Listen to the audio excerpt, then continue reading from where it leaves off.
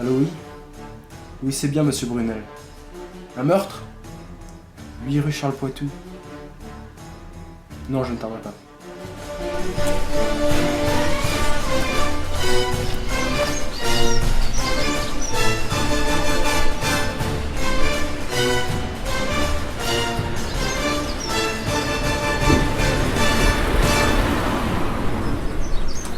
Bonsoir, monsieur Lafèvre. Merci d'être venu aussi vite. Ne perdons pas de temps.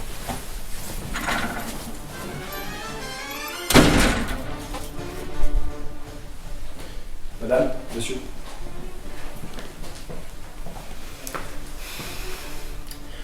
Je comprends que ce ne soit pas facile pour vous. J'en suis désolé. Mais c'est un meurtre. Et il va falloir me laisser aller inspecter le corps. La police omet parfois certains détails. Si vous ne m'accompagnez pas, ça ne me gêne pas. C'est bien pour ça que je vous ai appelé. La police, comme tout le monde, peut avoir oublié certains éléments. Et je préfère m'en assurer par votre présence. Mais je vais plutôt rester sur le canapé pour ne pas revivre les éléments d'aujourd'hui.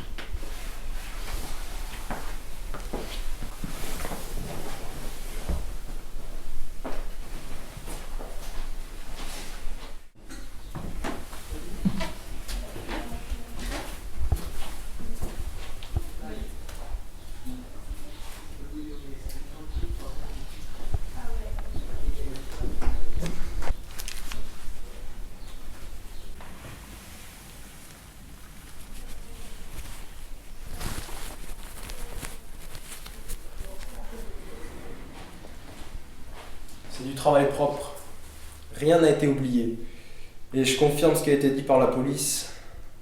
La victime a été étranglée à l'aide d'une corde, puis laissée telle quelle.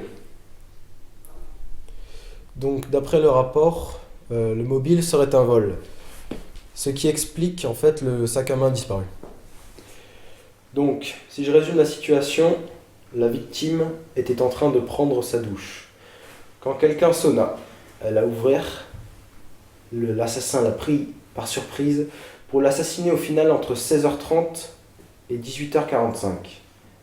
Son amie, ici présente, est arrivée à 18h45 pile. La porte était ouverte, elle a découvert le corps. Pendant que vous étiez en train de travailler dans votre horlogerie qui se situe à une demi-heure d'ici. Vous avez alors reçu un appel lorsque vous rentriez. C'est bien cela? Avait-elle un rendez-vous prévu cet après-midi, excepté la visite de mademoiselle? La maison est en vente, il se pourrait en effet.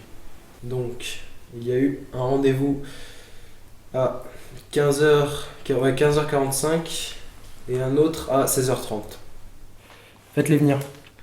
Au plus vite.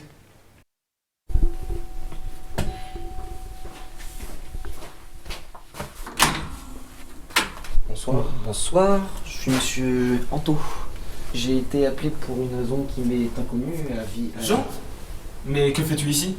Monsieur Lafèvre, vous connaissez cette femme? Oui. En effet, il a travaillé dans mon entreprise pendant un petit bout de temps, mais il a brusquement disparu. Bonsoir. Je me suis permis d'entrer, la porte était ouverte. Je vais devoir maintenant vous interroger un par un, afin de récolter le maximum d'informations sur le déroulement de la journée. Quelqu'un veut-il bien me suivre? Bon, on ne va pas y passer toute la soirée. Il vaut mieux vite en finir. Donc, c'est vous qui avez eu le malheur de découvrir la victime. Vous étiez alors seul à 18h45. Oui, c'est exact. C'est moi qui ai trouvé la victime. Elle m'a appelée en détresse car son père, contre lequel elle est fâchée depuis de nombreuses années, a sonné chez elle vers 15h45 en se faisant passer pour un client potentiel. Mais naturellement, elle a rejeté. Donc, à l'heure du crime, vous étiez alors seul dans votre horlogerie. En effet, puis j'ai fermé vers 17h30, je suis resté pour nettoyer, ranger les montres. Et que faisiez-vous avant cela? Je veux dire, après que la victime vous ait contacté. Quand elle m'a appelée, j'allais chez le coiffeur où je suis restée jusqu'à 18h, je dirais. J'ai pris l'essence et puis je suis venue directement ici. Oui, c'est exact. À 15h45, je suis venu ici pour trouver ma fille. J'espérais la trouver, je ne l'avais pas vue depuis de nombreuses années. J'espérais qu'après aussi longtemps, elle aurait pu me pardonner. Je croyais qu'elle aurait pu me pardonner d'avoir été un mauvais père, d'avoir été trop protecteur, de l'avoir confiné presque. Ah, mais j'ai appelé pour dire que je serais en retard. Normalement, je rentre à 18h, mais j'ai appelé vers 18h10, je pense. Mais personne ne répondait, donc j'ai laissé un message. Je suis arrivé vers 16h30 pour visiter la maison. Je pensais qu'en croisant mon ancien propriétaire, je pourrais éventuellement négocier le prix, surtout avec ce qui s'est passé. C'est-à-dire? Expliquez-moi.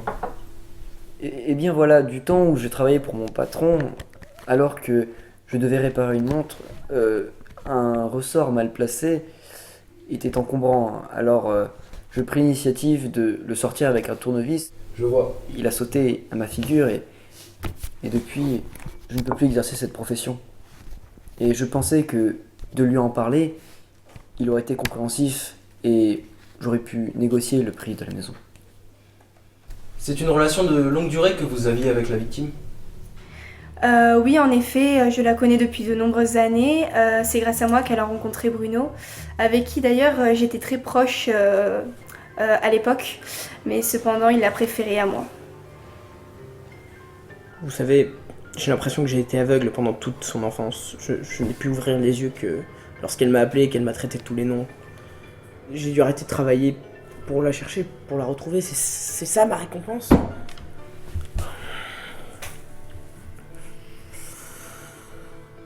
Après, je suis retourné à l'hôtel où je descends pour ranger mes affaires et je comptais repartir. Je comprends. Mais moi, ce qui m'intéresse, c'est le moment où vous êtes rentré dans la maison. Déjà, ce qui m'a intrigué, c'est que la porte était entrouverte, ce qui n'est pas très prudent. Puis la femme, maintenant décédée, est venue m'accueillir, si on peut utiliser ce terme, vu à quel point elle était exécrable avec moi. Et puis, après avoir fait un tour de la maison, je suis parti. Vous pouvez rejoindre les autres.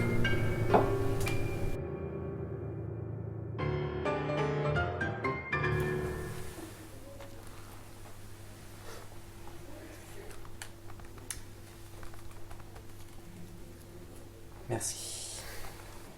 Excusez-moi, est-ce que vous auriez l'heure? Je n'ai malheureusement pas mon portable sur moi.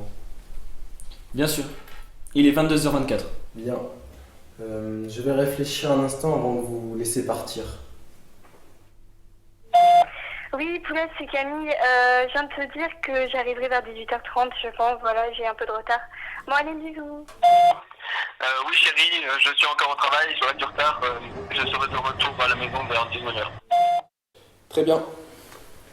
Je suis maintenant apte à vous livrer le nom de l'assassin.